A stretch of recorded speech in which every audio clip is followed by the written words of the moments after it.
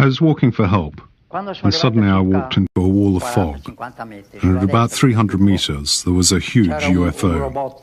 I continued walking, and at about 40 to 50 meters to the right of the UFO there seemed to be an enormous robot figure.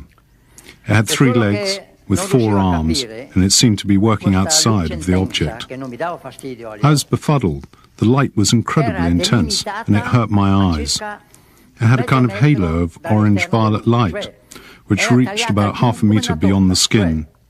The light didn't spread further than this halo, and where I stood was still dark. Dal centro dell'UFO si apre una luce arancione, a metà di questa luce nel centro c'era come una luce viola, e acceso un essere con un casco. I saw a figure with a glass helmet on.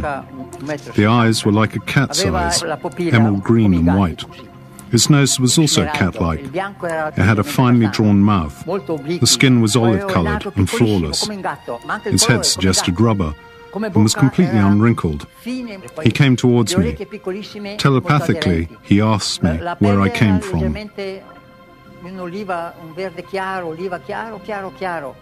E quando muoveva la testa così, era come se fosse di gomma, non faceva rughe, niente. Then he told me about them.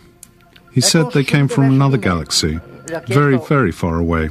They were from another planet, which had at some point suffered from some kind of disaster. It was 10 times bigger than Earth, and it had 2 suns, a large sun and a smaller partner, the so-called binary star. E dal pianeta dove loro vengono è un pianeta, mi ha detto, che è 10 volte il nostro pianeta come grandezza. Ci sono 2 soli, un sole grande e un sole piccolo. E mi dice che quell'UFO dove sono loro è un trasporto, per quello è così grande, perché loro portano giro. Their UFO was a transport ship, and they were collecting samples of animal life from our planet, some of which they put there in the first place. Their planet was similar to Earth, and had plants and grass, but they needed animals. Come a suo tempo mi ha detto, altri extraterrestri della vostra galassia hanno impiantato. He went on to say that our planet suffered from some kind of imbalance, and that at some point in the future there would be an incredible disaster. A crack would appear in the crust of the Earth and in the middle of the Atlantic Ocean, and that would be the end. Il vostro pianeta non è bilanciato e nel prossimo futuro succederà un disastro sul vostro pianeta. E il disastro probabilmente, mi ha detto, sarà da una crepa che è nell'Atlantico, alla quale viene sempre fuori del magma. Ha parlato anche di Dio. Quando gli ho fatto quella domanda, He also spoke about God. è rimasto stupefatto. When I asked questions, he looked at me as if I was a fool. When he looked at me, I felt undressed. I felt an inner happiness when he spoke, which I can't describe. I felt at one with everything. God was in me. God was in the air. God was in the air we breathe. God was in the words I spoke. L'aria che respiri è Dio, la terra dove pesti è Dio, i sassi, le piante, tutto quello che ti sconda è Dio.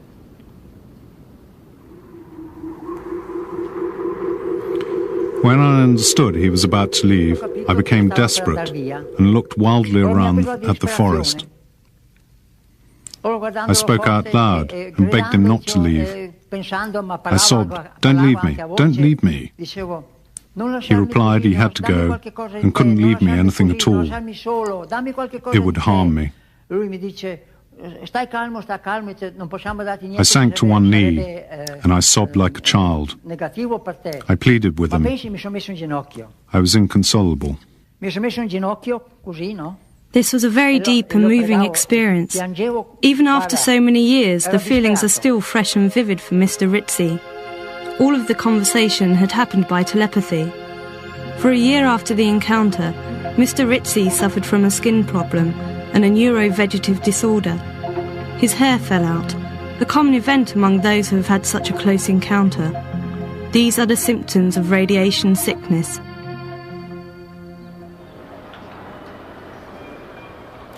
Moving on to Mexico, we go to Tepoztlán, a small village some 3 hours from Mexico City. Here we meet the colourful Carlos Diaz.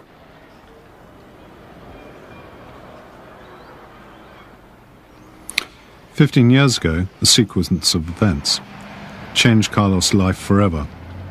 Several times he saw some enormous red objects and made contact with their occupants. These encounters have carried on ever since. The red lights seen by Carlos have been seen by the inhabitants of the area in the mountains around Tepoztlán, especially around a mountain called Cerro de la Luz. Translated, its name means Peak of Light. Even today, there are locals who claim to have made sightings. But Carlos has said he has made contact.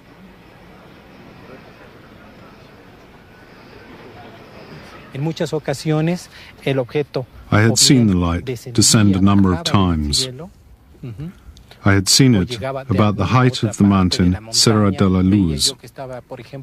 Then it came down onto the football pitch. I was hoping that something would happen and that I might meet someone from the craft. I felt a peculiar sensation in my chest, a feeling like when you're in love. Then an object suddenly appeared. Teniendo esa sensación tan especial como cuando está uno profundamente enamorado, de momento el objeto ¡pac!, se presenta. Son objetos de luz. La cuestión es que they were objects made up of light, a light which shone from the center, but strangely, all the light was contained within the object. Es como si algo mantuviera esa luz encerrada en el I saw a metallic object, but even that became bathed in light. The thing that surprises me a lot is that the parts moved from the solid state into the light and then back again. I saw it as a luminous little cloud, clearly defined, with millions and millions of luminous points. It was a spectacular sight. Es como si fuera una neblina, ¿sí? Una neblina luminosa, perfectamente limitada, en donde millones y millones de puntos de luz, de energía, entran y salen, entran y salen. Es un espectáculo verdaderamente bellísimo. Carlos even entered the UFO. El poder entrar a la nave es verdaderamente una experiencia imborrable.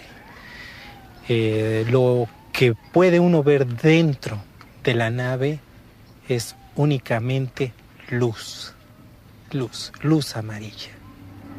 Lo que fue para mí algo muy, muy emocionante fue en el momento entering the object really was something. There was nothing to see except light. The most frightening thing for me was when I tried to touch my head. I noticed that my hand went right through my head before I realized I was making a gesture. It meant that even my body had transformed into light. I could see creatures, beings of form that they had taken on to come amongst us. They look like us. They change like this to be able to understand us. They're studying us.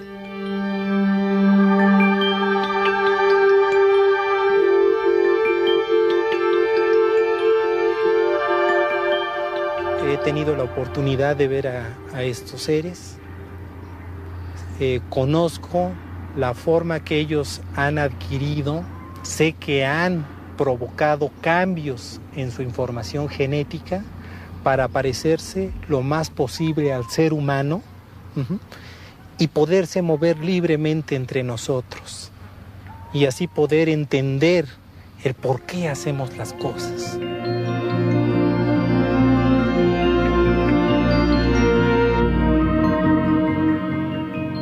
Y le dije, oye, ¿de qué lugar vienen ustedes del universo? I asked one, "Where do you come from?" He was walking in front of me. He stopped and gave me a pat on the back and said to me, "Carlos, I could tell you which star and which constellation we come from, but what counts is that we're here.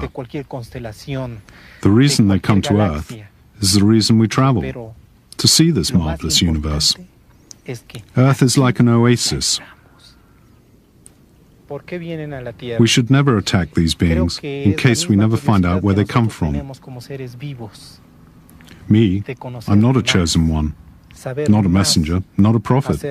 They respected me, and in return I respect them, and all that they've told me. El planeta Tierra es verdaderamente un oasis en el espacio.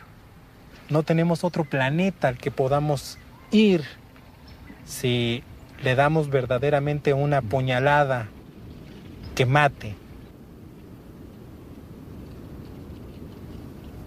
No soy ningún elegido, no soy ningún mensajero, no soy ningún iluminado. Ellos me han respetado totalmente en mi integridad humana.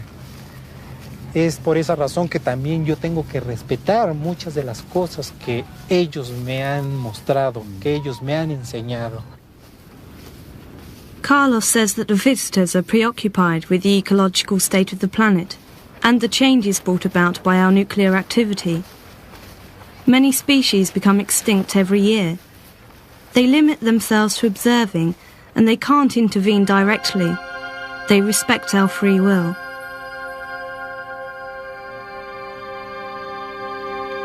The photos and videos of Carlos have been analysed by Professor Quesada, a lecturer in information science at Seoul University, Mexico City. We've been studying the case of Carlos Diaz for 3 years. At this point, we have no reason to doubt his story. Teachers and students have analysed his photos and videos. He hasn't hoaxed us with models or such. We've found numerous other witnesses to the phenomenon in the village of Tepezian, witnesses of differing backgrounds and social standing. Outside of the UFO phenomenon, this is all we can do at the moment. For me, there are no elements of doubt. Testimonio muy grande de personas del pueblo, de ese lugar, que afirman que lo que presenta el señor Carlos Díaz se da en ese lugar. Y son personas completamente de diferentes estatus sociales y muchas de ellas completamente alejadas de lo que es el fenómeno ovni. Como universidad no he concluido la investigación, pero hasta el momento no tengo elementos para desacreditar.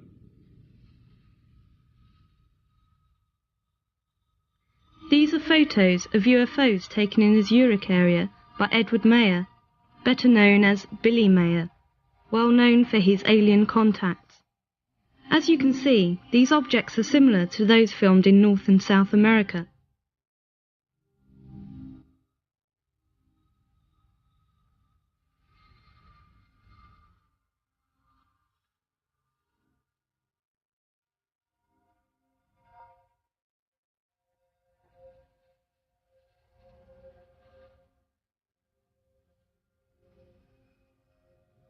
The adventures of Billy Mayer started in 1975, when an impulse took him to walk among the hills.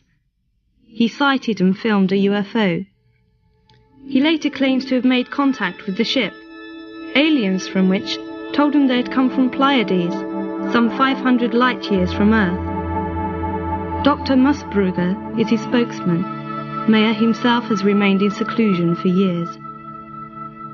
Die benutzen nicht den normalen Raum, sondern einen sogenannten Hyperraum. They don't use normal space. Und in diesem Hyperraum, they move around in a so-called hyperspace. They reach us in speeds of excess of light speed.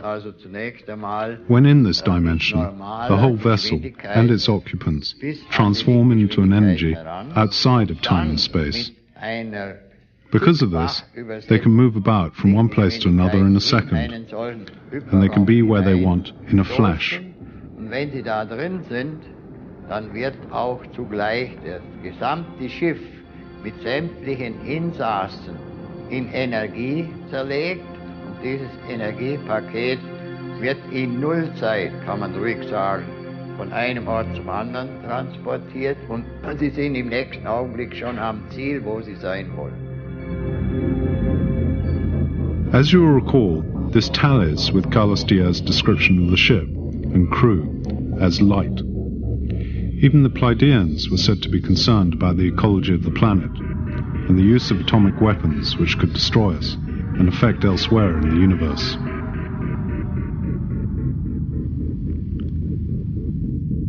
The Pleiadians are similar to us, according to the photos taken by Billy Mayer, and he claims they have visited us for thousands of years. He also claims that they have tried to speak to terrestrial governments, so far without success. At their request, he wrote to various embassies, which got him into a lot of bother. Billy Mayer says that they've transmitted teachings to him to develop conscience and responsibility.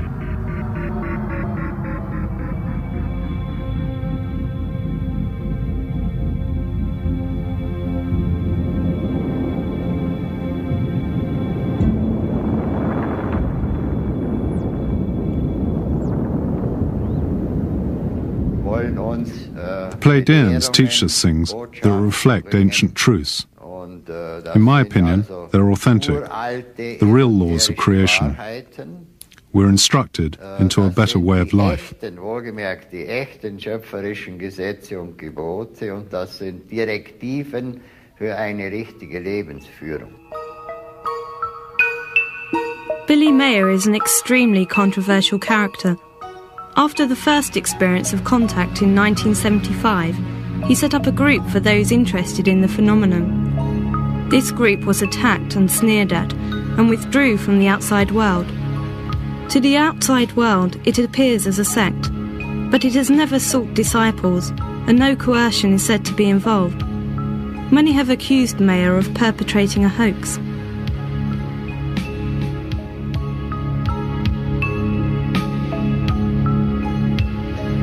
Some materials such as these are certainly fake. Nach meiner Ansicht gibt es überhaupt keine Fälschungen, weil es idiotisch wäre, einmal echte Bilder und dann das. I don't think any falsification exists.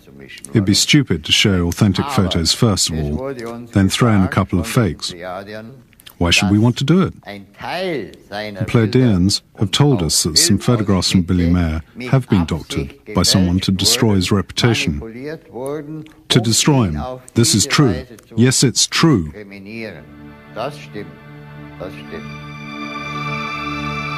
Part of Billy Mayer's material has been analysed over the last few years using the most advanced technology. The selection of items analysed was said to be genuine.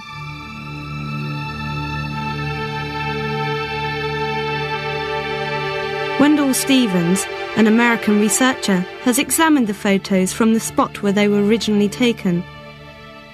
They lend themselves to this particular kind of verification, as all the photos have detailed panoramas and landscapes in the background. When we went from scene to scene, I could see that it would be impossible for anybody to have used a model to create the scene. And here's a man with only one arm, and he's got a broken camera that he can't look through because the viewfinder was one side of the lens and it had been dropped and the mirror in the viewfinder was laying down. He couldn't look through it at all. He couldn't adjust the focus.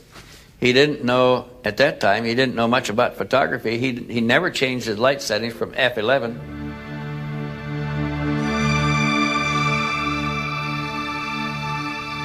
The traces left by the UFO have been studied by universities, and they have given similar results to those we've seen elsewhere. Mayer claims the Palladians have given him pieces of metal, and analysis shows them to be an unknown alloy, possibly even made with cold fusion technique, a technique still unperfected here. Research on the soundtrack of the film has yet to reveal the hoax. The sounds are electromagnetic in origin, fluctuating through many frequencies. These are stunning images. Look at the tops of the trees moving across the image of the UFO.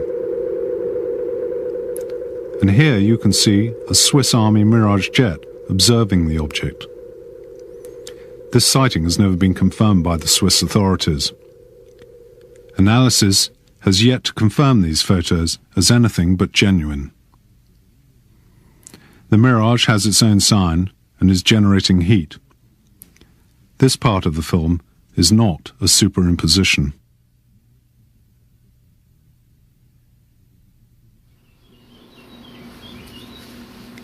Giorgio Di Bitonto comes from northern Italy and recounts how in the middle of the 1970s he reckons to have had a series of meetings with high-ranking aliens. As well as these meetings with aliens, he claims to have met beings from another dimension.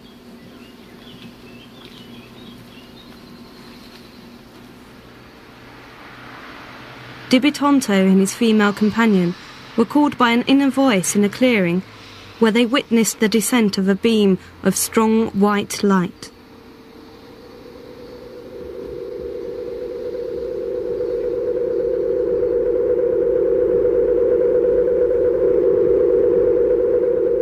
On the field, they landed a cigar-shaped ship with other discs flying overhead. This theme of intense light runs through all the stories. Questo disco praticamente al momento in cui noi ci siamo avvicinati, as we drew nearer the ship, it emitted a wonderful light. As soon as we entered the beam of light, everything changed. Everything transformed. We remained essentially ourselves, but we were transported somewhere else. I don't know how to explain it. I felt a sense of lightness. We went beyond the physical shell of the body. We felt the ability to thought read. We felt as if we could be in more than one place at once. It's very difficult to explain. The interior was filled with light, and this light had the ability to transport us elsewhere.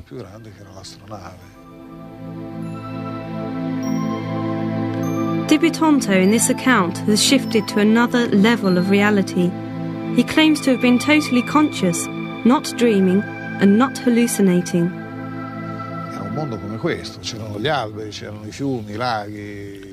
In our world, there are trees, rivers, the sun, clouds, all physical things. Everything is separate, and the beauty is from this, the vegetation, the sky. However, in that realm, it was light, it was energy, the reality of light. In that world, I'm part of you and you're part of me. Faceva parte di te e tu facevi parte di lei maggiormente. Di Bitonto tells us he was shown things on a kind of screen. What he saw were the dangers surrounding our planet and its future. The planet is being strangled to death with pollution. The survival of life on Earth is threatened. Its destiny is in our hands. L'uomo della Terra deve veramente cambiare tante cose.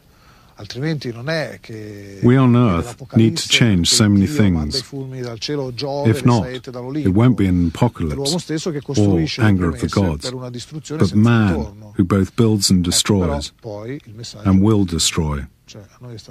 I'm putting across a positive message, but I've been shown many negative images, negative scenes where man destroys and damages our world.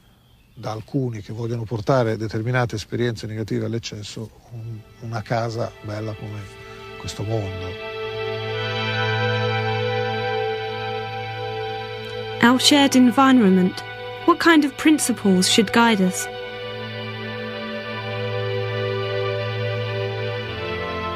È l'amore. E come qualità dell'amore ci è stata indicata la bontà. Love. In any state of love, you need happiness, and you must overcome the self-centeredness natural to people. I mustn't allow myself to put myself first, to enjoy myself at your expense. We aim for universal harmony. Una cosa che viene a mio vantaggio, ma nettamente a tuo svantaggio. Quindi questa ottica aperta ci porta oltre questo limite e ci porta in un'armonia universale, in una finalità universale, dove tutto va a concorrere al fine che è buono. This is a vision in the great spiritual tradition. How does this all hang together? In terms of how are they intended to relate to the different levels of spirituality? How is vital energy shown? A noi fu spiegato che l'energia tridimensionale. I have explained that the three-dimensional energy forms a physical world. There are other dimensions that they call cosmic astral energy, not solid, but not yet spiritual. There's something in between. They can say that this kind of matter exists in 30 forms. We might have 3 dimensions, but they have more dimensions of a higher and more spiritual nature. The more you go into these levels of worlds, the further you are away from our material world, and the more insubstantial the energy. You carry on like this until you reach the ideal. There, all the forms or energies unite into one. More choices exist, if you can call them into being. Finché si arriva a quella barriera ideale che loro hanno chiamato la barriera celeste, oltre la quale ci sono tutte le forme e non ce n'è nessuna. Cioè lì le forme vengono create se vogliono essere create, perché c'è la totale libertà dell'espressione dell'essere. Dibitonto says that he's seen some manifestations of the Supreme Spirit at this higher level, but where there is still substance. I experienced all of this, and one of the people I saw was Jesus, and the other, the Virgin Mary. There were also Eastern Magi, Muslims, Buddhists, you name it. Islamica o induista o buddista, e quindi c'erano anche queste persone. The claims of Dibitonto remind of the many mystics claiming to have been carried in the heavens in chariots of fire or spheres of light. The talk of numerous dimensions has echoes in some religious traditions. Dibitonto does not consider himself a messenger, nor does he have disciples. In the context of UFOs, this mystic element sometimes seems surprising. This close encounter with beings made of light suggests angels, and the encounter with the aliens described suggests gods. This is a problem of the way language works, and not necessarily a sign that the witness is weird. Here we meet Giorgio Bongiovanni, who has married mysticism with the study of UFOs. He's a follower of Siragusa, a famous Sicilian contactee. Bongiovanni's is most strange because it is such a strong experience. I had a vision in front of an image of Mary. Out of the Madonna, shape emerged. It was a luminous globule, sort of bell-shaped, like a crystal bell, rather like the classic UFO shape that you see has been filmed or photographed, but not exactly the same. After this vision, an inner voice told him to go to Fatima, where in 1917, children had a vision of the Madonna. They claimed on that occasion that a very bright beam light had shone in the sky next to the sun. They were soaked by the rain, and the beam dried them. Bongiovanni then went to Fatima in the hope of a sign. There was an oak tree, and I saw a light appear in the image of the Madonna, and it gave me a long message. I saw 2 rays come from her chest, and they hit me on the palm of my hand. Then I was like this. I saw the rays. I felt them hit me.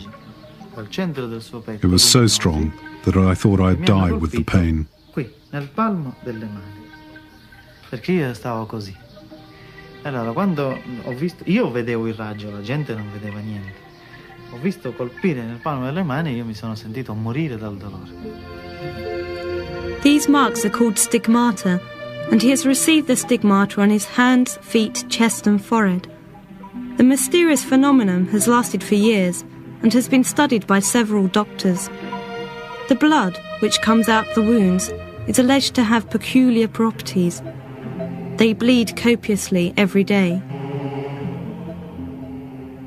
Io non devo rivelare niente, devo solo testimoniare quanto la Vergine Maria disse a Fatima nel 1917. Siccome quel messaggio è di estrema attualità, This is a shocking and genuine phenomenon. Cose, la conversione al suo cuore immacolato, la conversione a Cristo, l'invito agli uomini a cambiare, l'invito alla Chiesa a cambiare, e parla anche di una cosa veramente straordinaria, del ritorno di Gesù sulla terra. Una seconda cosa mi chiese, di parlare di una rivelazione, e cioè che non siamo soli nell'universo. Adesso devo preparare l'umanità a questo incontro, perché ci sarà tra intelligenze che vengono dagli spazi esterni con l'intelligenza umana di questo pianeta. E ci sarà Bon Giovanni is convinced this is an alien intervention. Gli extraterrestri sono esseri che sono stati creati dalla stessa intelligenza, dallo stesso Dio che ha creato noi. Soltanto che queste civiltà sono state molto lungimiranti, molto intelligenti ad accettare la visita e a riconoscere la visita di coloro che li ha creati. Quindi il rapporto tra esseri extraterrestri e Gesù Cristo, diciamo che sono degli uomini come noi, più evoluti di noi, che hanno accettato la redenzione. E quindi questo gli ha provocato un balzo evolutivo nella loro civiltà da farli rendere coscienti, da fare realizzare. He's convinced these aliens are intelligent and sympathetic.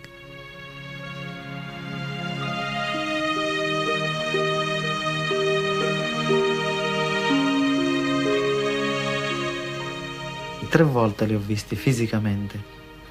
Erano questi esseri di luce che sono molto molto vicini a Gesù. Molto. This witness holds conferences in Italy, the USA, Russia, South America and Africa. A group has been formed by his followers. Gli UFO col messaggio di Fatima. Sì, il messaggio di Fatima tu lo vivi. Bon Giovanni believes it is his duty to spread this message to others, irrespective of their religion, race or belief.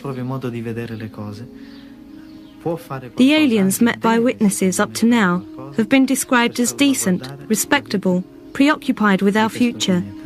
There is no common description though, and either some of the witnesses are mistaken or they come from different worlds. But some testimonies show us more terrifying episodes, like the famous case of Travis Walton in 1974. He was an American lumberjack who alleged a UFO kidnap in front of his workmates. The incident was shown in the feature film Glows in the Dark. He was in a truck and saw a light. He got out and he went towards the object, and a light engulfed him.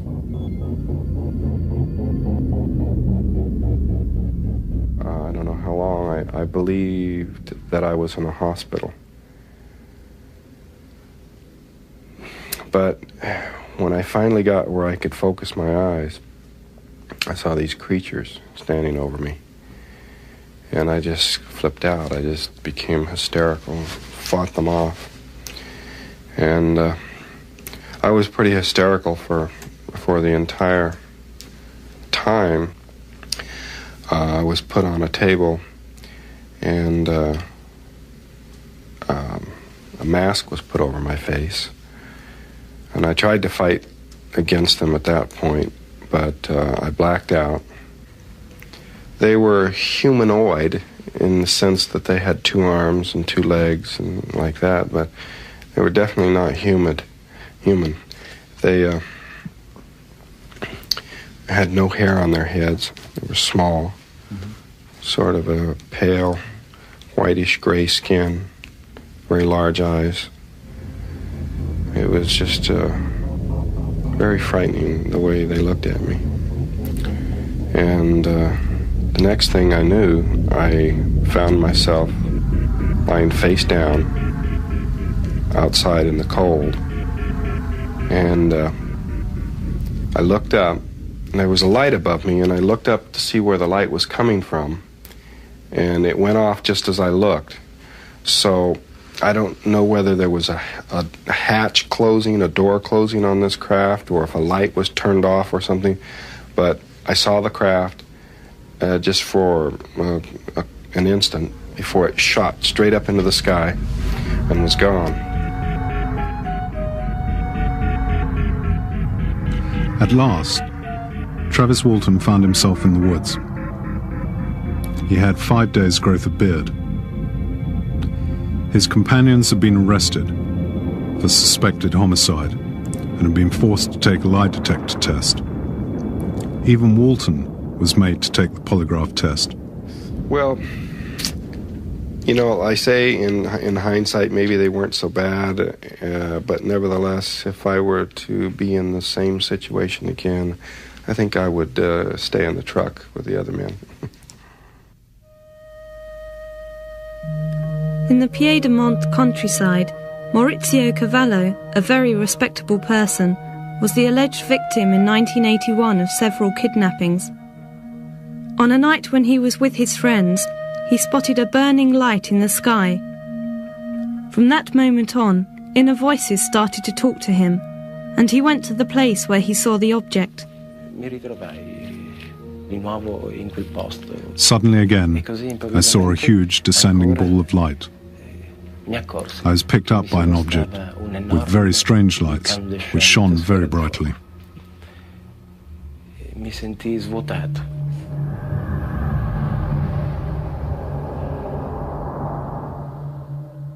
The experience transformed into a nightmare.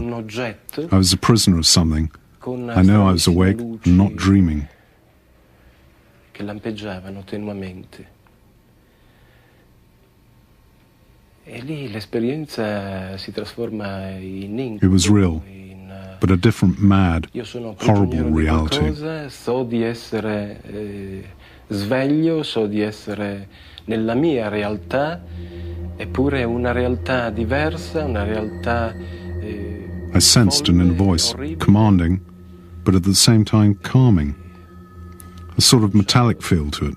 Dentro di me a farsi udire una voce, un suono imperioso, ma nello stesso tempo calmo, quasi metallico, con delle inflessioni metalliche. This voice, the sound, told me to be calm. Vidi quest'essere, simili a noi, esseri umani di questo pianeta. I saw a humanoid. He was dressed in a sort of overall, perhaps a spacesuit. What struck me most were the eyes, oriental in cast. Immobili, occhi profondi con un taglio orientale. For a long time, Cavallo thought he was going mad. He lost his family and his job. He claims to have been transported to other worlds, which he has painted since then. He visited underground bases of the aliens. He says the origin of our species was explained to him, and this was due to the genetic intervention of aliens. Cavallo won't talk about it willingly, and he has no messages. These are photos taken by Cavallo of UFOs and their pilots. The experience has transformed him. He paints and composes music. Much of the music used in this program was composed by him.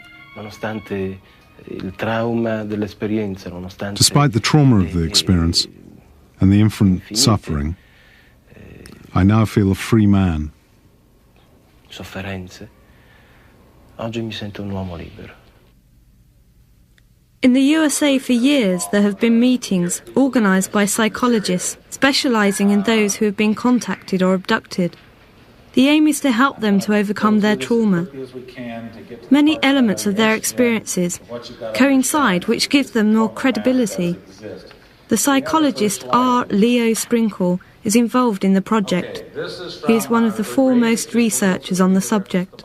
My own personal view of the majority of persons is that the majority of persons are normal in their psychological functioning. That is, they are not psychotic, they are not neurotic, they are intelligent and educated, and they are, as a group, they are sincere in describing what they believe has happened.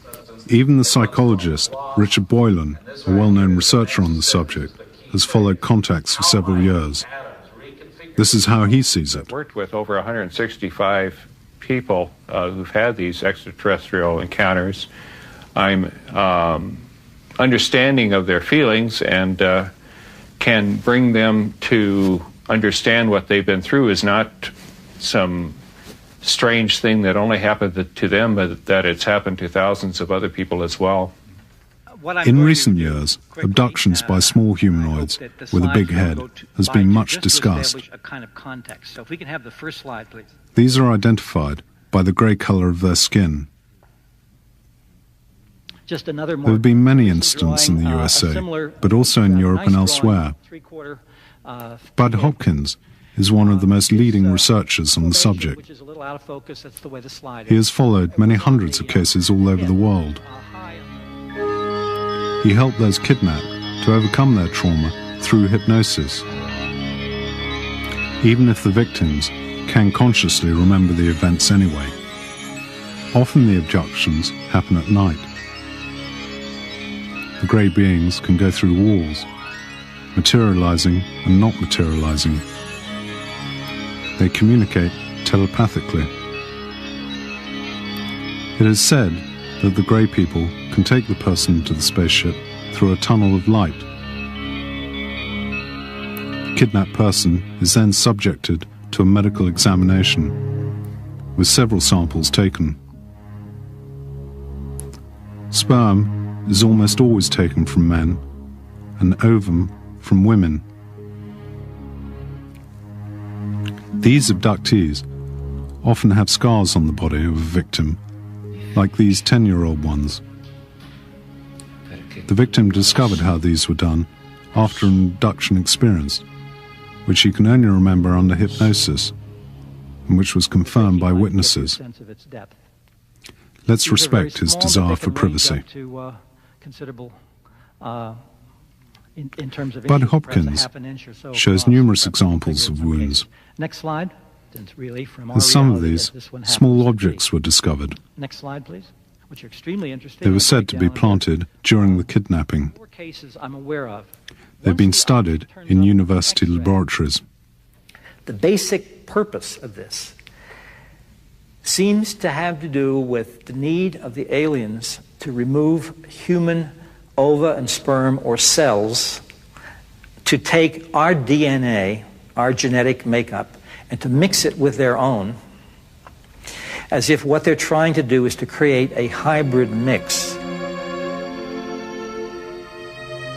The woman might be re-abducted months or even years later and shown a tiny baby, which is a strange mix of human and alien characteristics, and they are told in the UFO that this is your child, and they are asked to bond with the child, to hold it. In other words, their connection with us, particularly on an emotional level, is very slight. It's as if they don't understand human emotions. And just as they have been trying to learn about human reproduction, I think they're trying to learn about human emotion. I think they're very interested in simple things to us, like how we care for our children, how we care for one another, how romantic relationships begin. All the things that make us most human, they seem very interested in that because it seems that they don't have that themselves. They seem to have their own needs, their own projects, their own agenda. And it does not seem to have anything to do with the good of mankind. Same time, human beings have a whole group of fears, paranoid fears of enemies or devils or whatnot, demons. There's no sense that they have ever deliberately wanted to harm anybody or tried to harm anybody. This is what makes the whole phenomenon so finely puzzling. It doesn't fit human fears or human desires or hopes.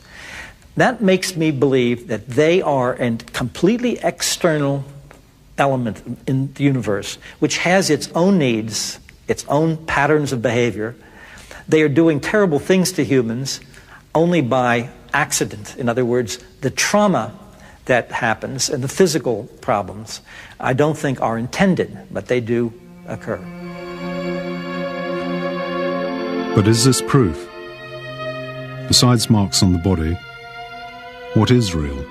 I collect, for instance, drawings that people make of certain symbols that they've seen inside the craft, certain like writing, never been published. I have about 35 examples that are virtually identical. And I have had now 3 times when someone has made a drawing for me of symbols, of writing. You have no idea what it means. But they've seen writing inside a craft. When they were finished making the drawing, I have shown them other samples of other people's identical to theirs. And in all 3 cases, the people have burst into tears because it was too upsetting to have that confirmation. They didn't want it to be true either. Your total self, to let in... Certainly these things are so upsetting, in spite of the proof offered by Hopkins. It's better to deny them. Professor John Mack, lecturer in psychology at Harvard, was involved in the case of Hopkins. In the beginning, Mack was skeptical, but later studied 50 other cases. The experiences of the abductees are entirely real. I have no reason to believe or to conclude that anything different than what they report has occurred. My field is psychiatry.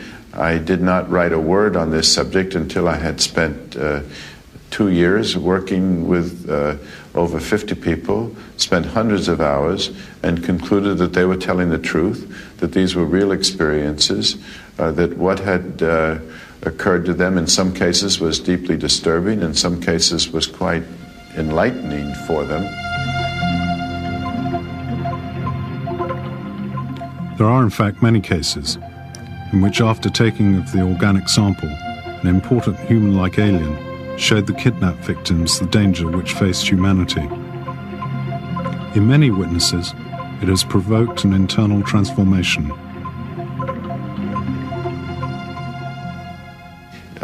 By demonstrating that we are in connection or in relationship to some other intelligence, the source of which we do not know, but which reaches us with a certain vigor, reaches apparently hundreds of thousands, if not millions of people.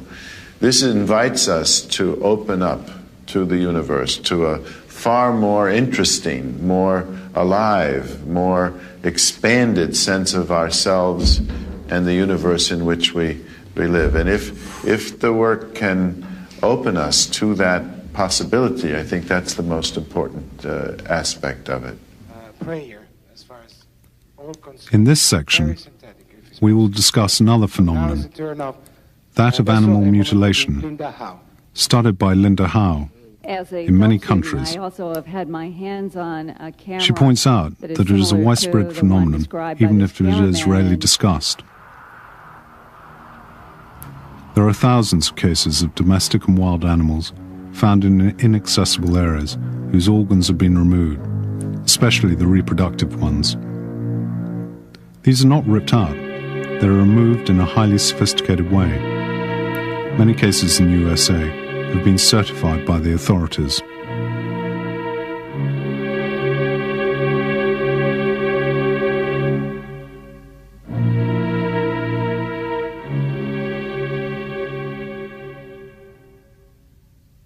The hallmark of why this was considered so strange right from the beginning in the 60s when it was first reported.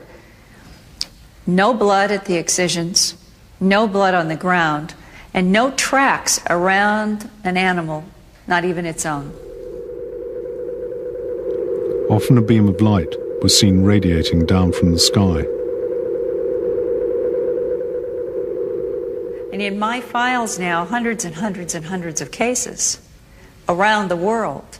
And I have eyewitness accounts in broad daylight where people have seen what they say are non-human creatures carrying a calf or moving a cow from a pasture into some kind of a object that's not identified, and then later finding that animal in the pasture mutilated, or the animal simply disappears from the farm altogether. And some of the most, probably the strongest eyewitness testimony, have half a dozen cases in the United States where people have seen a beam of light come down of an object in the night sky, come down around an animal. The animal rises in the beam of light. Then, some cases, the animal drops to the ground and it's mutilated. In a couple of cases, they've seen the animal lowered to the ground in the light and it's mutilated. We started this program saying that there were official reports on the existence of alien UFOs, but nothing about on who pilots them. We've heard numerous accounts from witnesses to say that they've made contact with aliens, highly developed beings, respectful of our independence and concern for our future. These numerous accounts are the true Watergate, the real cover-up. Official documents reveal UFOs present, but no one has yet revealed why the sightings have no official correlation in close encounters.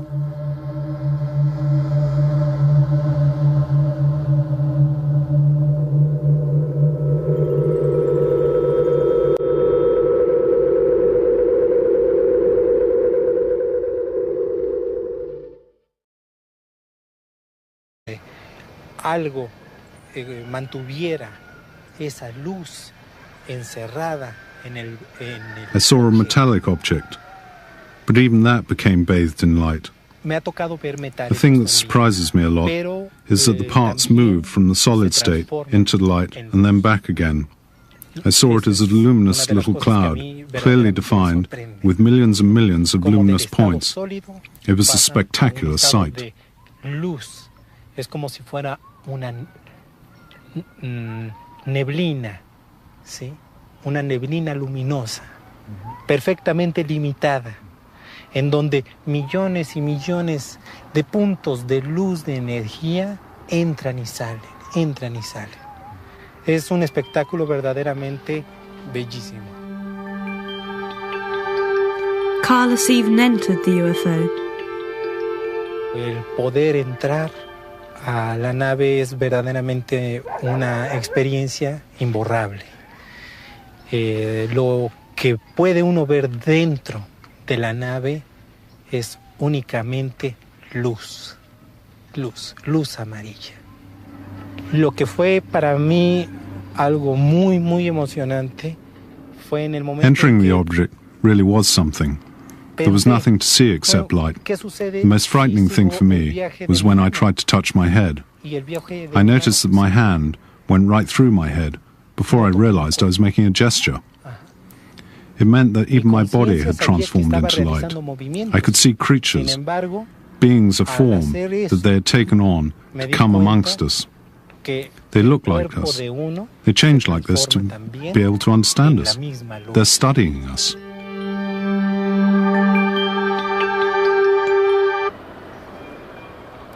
Moving on to Mexico, we go to Tepoztlán, a small village some 3 hours from Mexico City.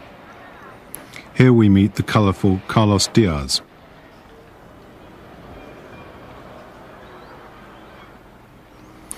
"15 years ago, a sequence of events changed Carlos' life forever.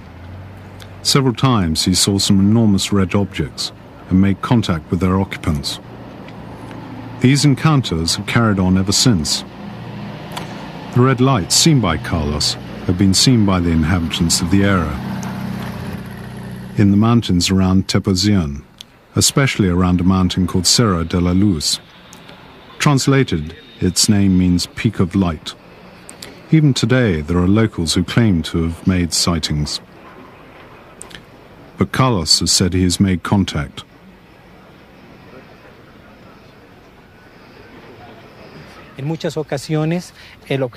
I had seen the light descend a number of times. I had seen it about the height of the mountain Serra de la Luz. Then it came down onto the football pitch.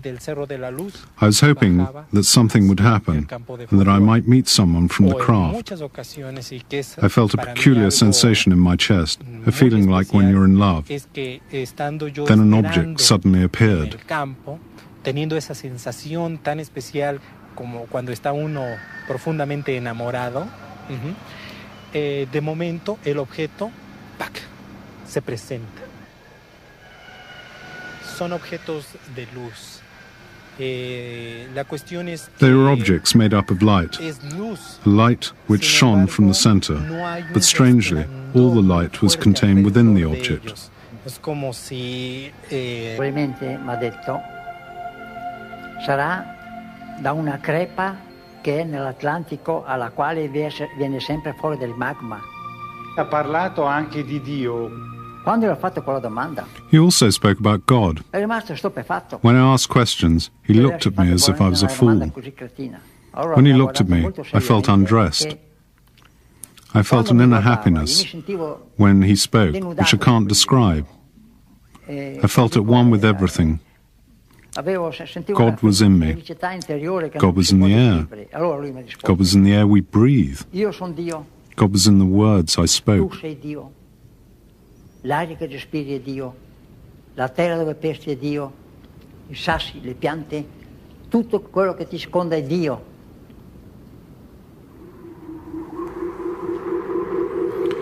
When I understood he was about to leave, I became desperate and looked wildly around at the forest. I spoke out loud and begged him not to leave. I sobbed, "Don't leave me, don't leave me." He replied he had to go and couldn't leave me anything at all. It would harm me. I sank to one knee and I sobbed like a child. I pleaded with him. I was inconsolable.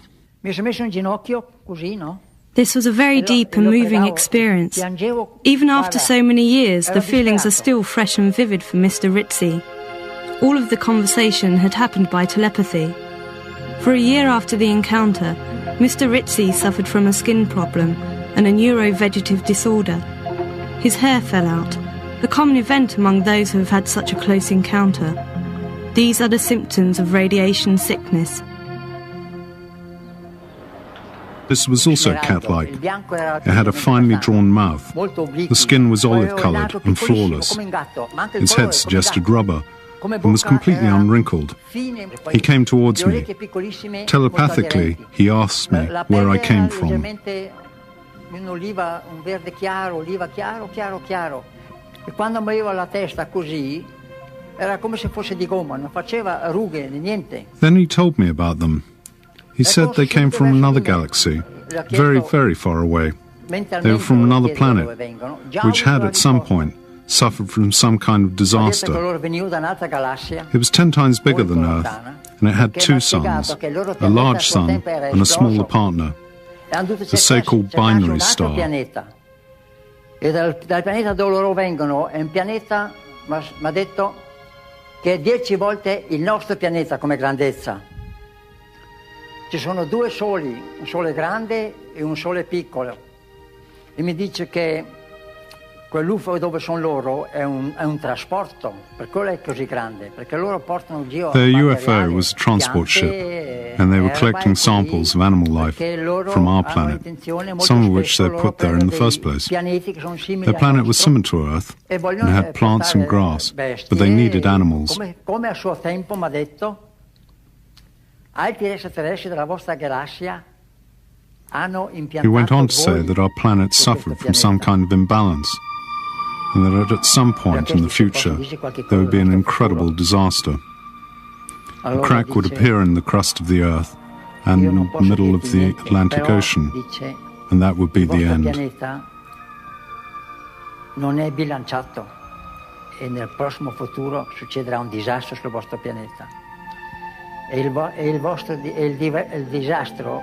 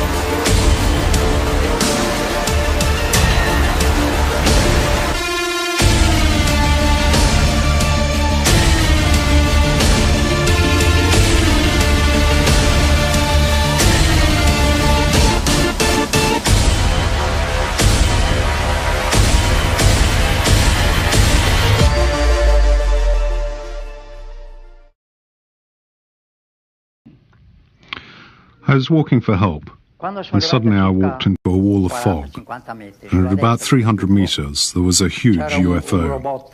I continued walking, and at about 40 to 50 meters to the right of the UFO there seemed to be an enormous robot figure.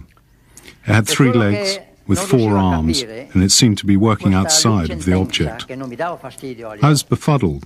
The light was incredibly intense, and it hurt my eyes. It had a kind of halo of orange-violet light, which reached about half a meter beyond the skin.